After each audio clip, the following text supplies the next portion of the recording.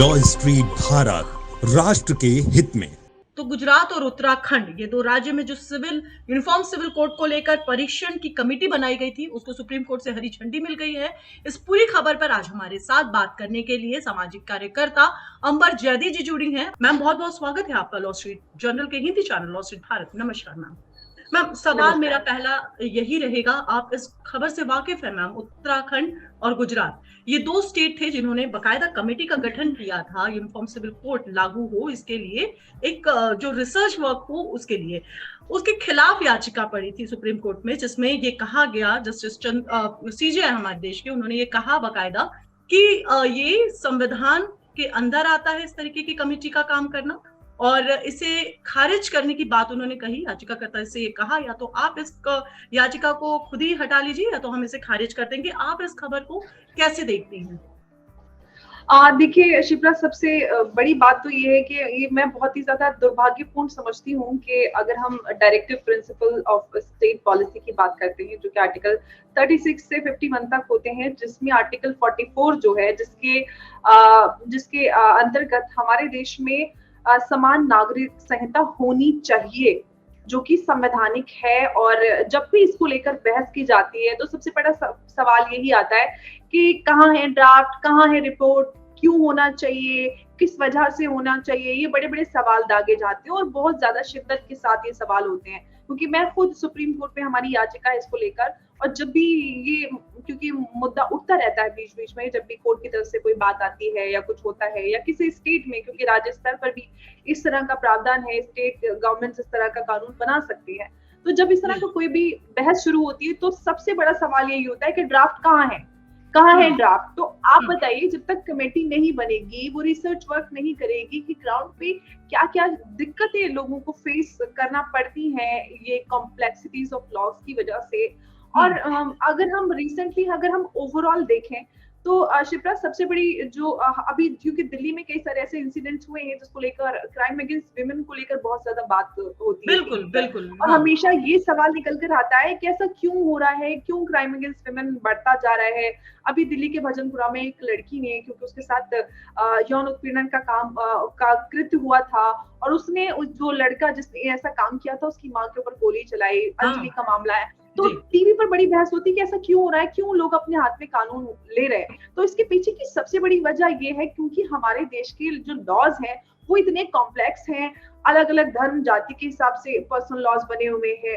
तो हमारे देश का इतनी बड़ी आबादी वाला देश है, जजेस की कमी बहुत ज्यादा है, हमारे पास पेंडेंसी ऑफ केसेस इतना ज्यादा है, हमारे देश की जरूरत के हिसाब से कानून नहीं है, जिसकी वजह से पूरे समाज पर बड़ा बुरा असर पड़ता है। हमारे देश को जरूरत है कि हमारे देश की जरूरत के अनुसार ऐसा कानून हो जो हमारे देश के लिए पर्याप्त हो और समाज को आगे लेकर जाए, और लोगों के बीच कानून के ऊपर भरोसा हो, और वो अपने लिए न्याय की उम्मीद कर सके कि हाँ, हमें कानून के तहत इंसाफ मिल सकेगा, हम सुरक्षित हैं। तो वो भावना कहीं ना कहीं लोगों के बीच से खत्म होती जा रही है, क्योंकि पेंडेंसी ऑफ केसेस है, कहीं ना कहीं जो हमारी न्यायिक व्यवस्था है वो कॉम्प्लेक्सिटीज की वजह से बहुत ज्यादा लचर बनती जा रही है। अम्बर जी, आपकी बात बिल्कुल सही है, बावजूद इसके, क्योंकि ये एक ऐसी व्यवस्था होगी जहां पे हर भारतीय को, हर एक व्यक्ति को जो कानून का संरक्षण होगा वो समान दायरे के रूप में मिलेगा, समान तरीके से मिलेगा। बावजूद इसके याचिकाएं इसके खिलाफ जो पड़ी, वो आपने देखा सुप्रीम कोर्ट में जो बात हुई, इसके खिलाफ, यूनिफॉर्म सिविल कोड के खिलाफ, एक देश एक कानून के खिलाफ आवाज उठती है। ये मतलब इसके खिलाफ जो लोग बोलते हैं, क्या उनकी मंशा है? क्या कानून के दायरे में रहकर इस पूरे मुद्दे को नहीं देखा जाता? क्या सोचती हैं आप ये बताइए कि हमारे देश में जब शाहबानो वाला ये जो मसला हुआ था, केस आया था 1980 में, उस वक्त आप क्योंकि ना आप शायद ना होंगे ना मैं भी नहीं थी, तो उस वक्त जब हम भी इस पूरा मसला डिस्कस करते हैं, ट्रिपल तलाक के वक्त भी बहुत बात होती थी। सबको पता है कि क्योंकि कोर्ट ने उनके पक्ष में फैसला किया था और ये कहा गया था कि उनको गुजारा भत्ता दिया जाए, चंद सौ रुपए का, 150 या 75 रुपए का सिर्फ गुजारा भत्ता था। उसके विरोध में इंडिया गेट पर 3 लाख मुसलमान, 3 लाख लोग इकट्ठा हुए थे, और जिसके प्रेशर में आकर उस वक्त की सरकार ने उस फैसले को खारिज कर दिया था। तो ये इस देश का दुर्भाग्य है कि इस देश की मुस्लिम महिला, जो कि संविधान, हालांकि ये बात कही जाती है कि संविधान के तहत हर एक जाति के और हर एक वर्ग और हर कोई भी चाहे लिंग का इंसान हो उसको समान अधिकार मिले हुए, लेकिन क्या ये सवाल आज भी नहीं खड़ा होता कि आज भी इस देश की मुस्लिम महिलाओं को वो अधिकार नहीं है जो कि भारत के अन्य किसी भी देशवासी को है? तो आज हम अमृतकाल में हैं, 75वां वर्ष चल रहा है, लेकिन आज भी आप 80s तो भूल जाइए, 2023 में भी यूनिफॉर्म सिविल कोड की बात आती है तो विरोध होता है। क्यों विरोध होता है? क्या अगर समान नागरिक संहिता होगी, सबके लिए बराबर कानून होंगे, क्योंकि हम भारतीय दंड संहिता की बात करते हैं तो उसको लेकर तो किसी को एतराज नहीं है, क्योंकि अगर हम शरई कानूनों की बात करते हैं तो शरीयत में जो दंड संहिता है तो वो भी तो इस्लाम के अंतर्गत है, वो भी तो शरीयत के अंतर्गत है। क्यों उसके लिए सवाल नहीं होता? क्यों आज तक किसी इस्लामिक ऑर्गेनाइजेशन की तरफ से ये सवाल नहीं उठाया गया कि हम क्योंकि मुसलमान हैं, शरीयत ने कहा है कि अगर आप चोरी करें तो हाथ काट दें, तो मुसलमान अगर चोर मिलता है तो उसके हाथ काट दिए जाए, अगर मुसलमान रेपिस्ट होता है तो उसको संसार करके मार दिया जाए। ऐसी आवाज आपने कभी सुनी? बिल्कुल नहीं, क्योंकि ये महिला विरोधी लोग हैं और वो ऑर्गेनाइजेशंस जो महिलाओं के विरोध में हमेशा बड़े स्तर पर और बड़े नंबर्स में आकर सड़कों पर खड़े हो जाते हैं और बड़ा राजनीतिक माहौल बना देते हैं। चाहे यूनिफॉर्म सिविल कोड की बात हो, ट्रिपल तलाक की बात हो, आप चाहे all India Muslim personal law board की बात करें, चाहे आप जमियत उलेमा हिंद की बात करें, जब भी यूनिफॉर्म सिविल कोड की या ट्रिपल तलाक की बात आती है तो उनके आंसू निकल आते हैं। वो कहते हैं कि हम जैसे हैं हमें बर्दाश्त करना पड़ेगा, आप जिनको बर्दाश्त नहीं है हमारा तौर तरीके वो चले जाएं पाकिस्तान। अब देखिए, ये देश का दुर्भाग्य, इस देश का विभाजन हुआ धर्म के अधिकार, धर्म के आधार पर, लेकिन आज भी वो क्योंकि जब ये बात कहते हैं तो कहते हैं क्योंकि भारत तो एक लोकतांत्रिक देश है, ये धर्म और जाति से ऊपर उठकर है, ये तो डेमोक्रेसी है। तो क्या डेमोक्रेसी होने का मतलब ये है, या अगर हम उसकी बात करते हैं कि अगर आप लिबरल हैं तो इसका मतलब ये नहीं होता कि आप हर धर्म को समान एम्ब्रेस करें। उसका मतलब ये होता है कि आप हर धर्म और जाति से ऊपर उठकर इंसानों के जो मौलिक अधिकार होते हैं, बेसिक ह्यूमन राइट्स होते हैं, वो सबके बराबर होते हैं। आप हिंदू हैं, आप शिप्रा है, मैं अंबर हूँ, तो क्या हमारे जो बेसिक ह्यूमन राइट्स हैं शादी में या हमारे पर्सनल जो हमारे अधिकार हैं जायदाद में या किसी भी चीज में, क्या वो अलग हो सकते हैं? बिल्कुल नहीं। आप भी, उनके अंदर भी वही खून है, मेरे अंदर भी वही खून है। हम कौन सा धर्म मानते हैं, हमारा पर्सनल प्राइवेट अफेयर है, उसके आधार पर हमारे मौलिक अधिकार तो अलग नहीं हो सकते। ये बेसिक सा सवाल है। मुझे नहीं पता कि इस मुद्दे पर इतनी राजनीति क्यों होती है, और ये इस देश का मुझे लगता है बहुत ही ज्यादा दुर्भाग्य है। आज भारत दुनिया की 5वीं बड़ी इकोनॉमी बन गया, लेकिन जरा सोचिए कि हम इतने बेसिक मुद्दे को लेकर आज भी राजनीति करते हैं। राजनीतिक पार्टियों को चाहिए कि आप बड़े विकास के मुद्दों पर राजनीति करें। कृपया मुसलमान महिलाओं के अधिकारों को उन तक पहुंचने दीजिए। 75 साल हो चुके हैं। पाकिस्तान जैसे देश में समान नागरिक संहिता है, लेकिन भारत में नहीं है। बहुत अफसोस की बात है, और उस पर आज की राजनीति होती है। बिल्कुल अंबर, आपने बहुत प्रोग्रेसिव माइंड के साथ हमारे साथ बात करी। आपने अमृतकाल की बात करी, आपने विभाजन की बात करी। अगर आज के समय की अगर हम बात करें, जिस तरीके से आप बात को आगे ले जा रही हैं, ये पूरा मुद्दा क्या सिर्फ और सिर्फ संविधान की नजर से नहीं देखना चाहिए? इसमें जो राजनीतिक रंग देने की कोशिश की जा रही है, इसको जो राजनीति बनाया जा रहा है, इसमें नुकसान किसका है और देश यहाँ पे कहाँ पे खड़ा होता है?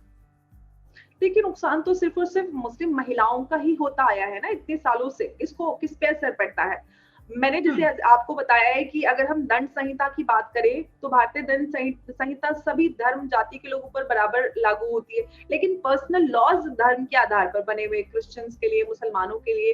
अगर मुसलमानों की बात करें तो नंबर्स के आधार पर मुसलमान दूसरी बड़ी आबादी वाला एक कम्युनिटी है।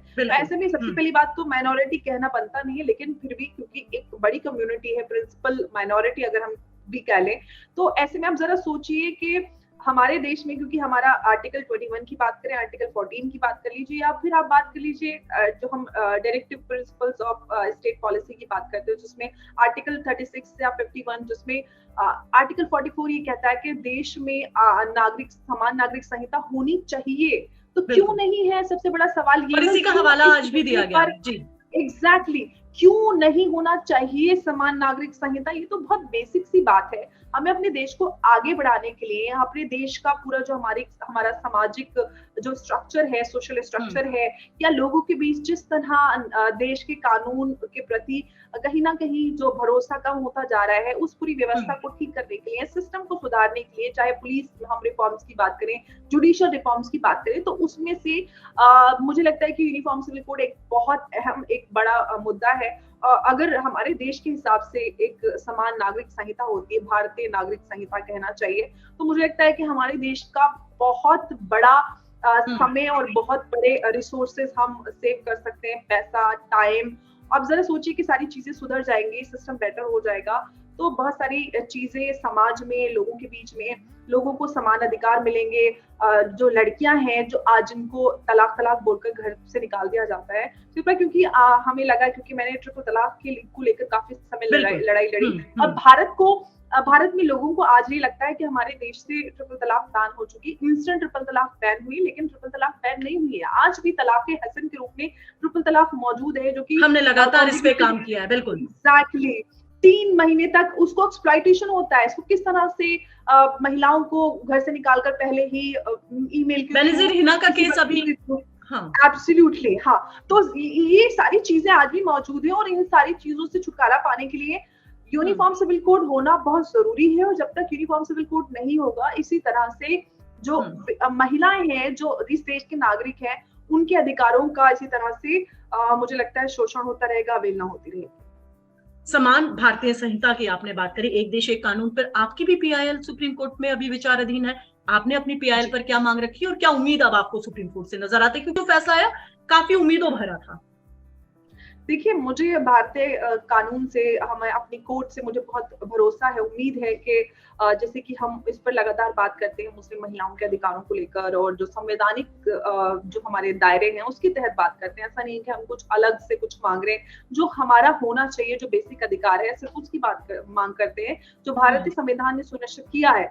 लेकिन हमारी जब याचिका की बात करते हैं, 2018 से पहले दिल्ली हाईकोर्ट में वो याचिका थी, फिर सुप्रीम कोर्ट में वो याचिका है, तो आज हमारी उस याचिका में हमारी बेसिक सी डिमांड है, महिलाओं को और बच्चों को लेकर हमारी कुछ मांगे हैं। जब हम पर्सनल लॉस की बात करते हैं, जैसे कि मैंने आपको बताया पहले भी कि जो दंड संहिता की बात करते हैं, तो उसमें सब पे बराबर लागू हो जाता है, और जब पर्सनल लॉस की बात आती है, तो उसमें जो सिविल मैटर्स होते हैं, जैसे कि शादी ब्याह, डिवोर्स, गुजारा भत्ता, जायदाद या अडॉप्शन, सक्सेशन, इस तरह के मामले आते हैं। और ये जो जितने भी मामले होते हैं, इनका लेना देना या इनका जो असर होता है, इनसे जो भी प्रभावित होने वाले लोग होते हैं, वो सिर्फ महिलाएं और बच्चे होते हैं।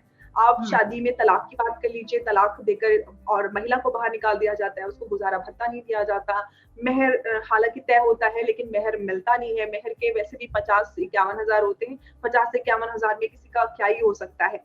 गुजारा भत्ता नहीं मिलता। हालांकि अभी हाईकोर्ट की तरफ से, इलाहाबाद हाईकोर्ट की तरफ से एक रूलिंग आई, जो कि पहली बार इस तरह की रूलिंग देखी गई, जिसमें कहा गया कि मुसलमान महिला को तलाक के बाद हमेशा उसके पति को, जैसे कि हिंदू विवाह अधिनियम में है, उसकी तरह आपको खर्चा गुजारा भत्ता देना पड़ेगा।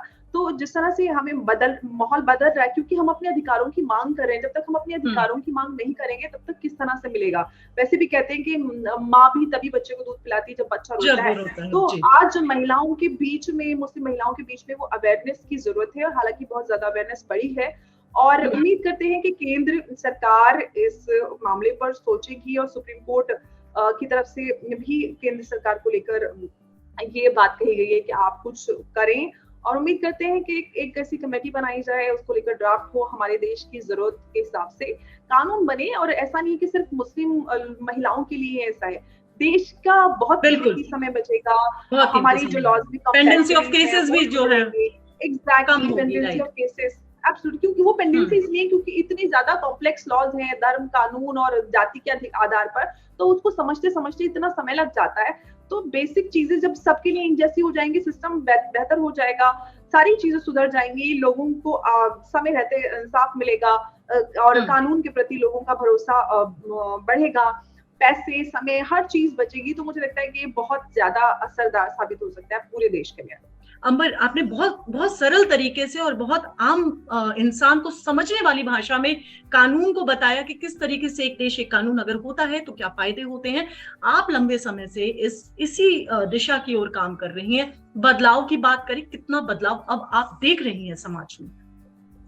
देखिए, मैं क्योंकि मैं सामाजिक कार्य में बहुत छोटी उम्र से हूँ, 12-13 साल की उम्र से हूँ, और जब मैं कॉलेज में थी तब से ही मैं ट्रिपल तलाक को लेकर उस पे काम करती थी, और टीवी पे भी अगर, क्योंकि उस समय बहस काफी समय से होती आई, मैं करती आई हूँ, तो तब से लेकर अगर मैं देखूं तो उस वक्त चंद लोग ही नजर आते थे। उस वक्त कोई बोलने के लिए तैयार नहीं होता था, लेकिन आज का समय देखें तो आज बहुत सारे लोग आकर बाहर आकर बात करते हैं, इस चीज को एक्सेप्ट करते हैं, खुलकर जो समाज के अंदर कुरीतियां हैं उसको एक्सेप्ट कर कर बात करते हैं, तो बहुत माहौल बदला है। सरकार की तरफ से भी कुछ बड़े अहम कदम उठाए गए, इंस्टेंट ट्रिपल तलाक को बैन करने की बात हो, या फिर हज पे जो पहले महिलाएं बिना महरम के नहीं जा सकती थी, आज मुस्लिम महिलाएं भारत की जो है वो बिना महरम के हज करने जा सकती है। महरम का मतलब होता है कि आपके परिवार का कोई ऐसा पुरुष हो, या तो आपका पति, बाप, भाई या बेटा। बहुत सारी ऐसी महिलाएं थी जिनके परिवार में ऐसा कोई नहीं था, उनको बड़ी ख्वाहिश होती थी कि वो हज के लिए जाएं, तो भारत ने ऐसा कानून बनाया है कि वो महिलाएं जो हज करना जाना चाहती हैं वो अकेले जा सकती हैं, ग्रुप में जा सकती हैं। तो बहुत बेहतरी के लिए काम हुए हैं, उम्मीद करते हैं कि आगे भी समाज को आगे बढ़ाने के लिए। और अंबर, आप अपने समाज से, बिल्कुल, आप अपने समाज से आप आती हैं और आप इस तरीके से खुलकर बात करती हैं अपने ही समाज की। मैं उन महिलाओं की अगर बात करूं, उनकी क्या सोच में कुछ असर पड़ा है? क्या वो अब खुलकर बोलने लग गई हैं? क्या वो, उनकी जो मानसिकता है उसमें कोई बदलाव आया और वो आपके साथ अब आकर खड़ी होती हैं?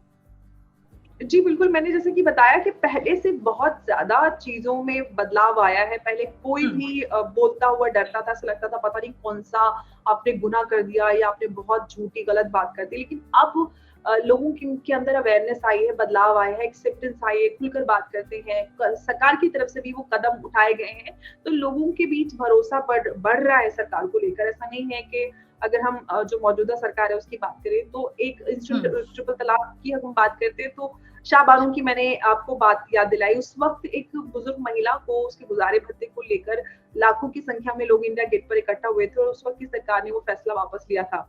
तो इतने समय से वो फैसला पेंडिंग था, आज जाके वो 2019 में वो मामला सुलटा, और सरकार की तरफ से वो विल पावर नजर आई, और लगातार वो नजर आ रही है, जिसके चलते लोगों के अंदर, खासतौर से मुस्लिम समाज की महिलाओं के अंदर भरोसा बढ़ रहा है। और यूनिफॉर्म सिविल कोड आता है तो मुझे लगता है कि इस देश की सबसे ज्यादा जिसको फायदा होगा वो मुस्लिम महिलाएं होंगी, क्योंकि उन्हीं के अधिकारों का सबसे ज्यादा उल्लंघन इसकी वजह से होता है, पर्सनल लॉज की वजह से। क्योंकि हालांकि शरीयत में बहुत सारे प्रावधान है, लेकिन उनका हक और वो सारी चीजें उन महिलाओं को मिलती नहीं है, जिसकी वजह से समाज में इस तरह की चीजें हम महिलाओं के साथ होता देखते हैं। उनका हक, उनका अधिकार नहीं मिलता, इसीलिए अक्सर महिलाएं कोर्ट का दरवाजा खटखटाती हैं। मेरे पास ही देश के अलग अलग कोनों से उन बहनों के कॉल आते हैं जिनके साथ अत्याचार होता है। तो बहुत जरूरी है कि जब हम भारत के नागरिक हैं, भारत एक सबसे बड़ा लोकतंत्र है,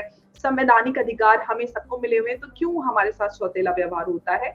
तो बराबर का अधिकार मिल जाना चाहिए। एक माँ बाप के लिए सब बच्चे बराबर होते हैं और सबका हक बराबर होता है, वैसे ही मुस्लिम महिलाएं भी हैं, उनका अधिकार मिलना चाहिए जैसा कि सब भारतीयों को है। तो मुझे भी ऐसा लगता है कि अंबर जैदी जी को हर किसी को सुनना चाहिए और ये समझना चाहिए कि ये देश की वो बेटी है जिसे देश की न्यायपालिका पर भरोसा है, जिसे देश की सरकार पर भरोसा है, जो ये चाहती है कि आने वाला भारत एक प्रोग्रेसिव भारत बने, हर वर्ग के लिए, हर जेंडर के लिए। मैम, अंबर मैम, आपका बहुत बहुत शुक्रिया, आप हमसे जुड़ी और आगे भी हम आपसे बात करते रहेंगे। बहुत बहुत धन्यवाद। धन्यवाद शिप्रा।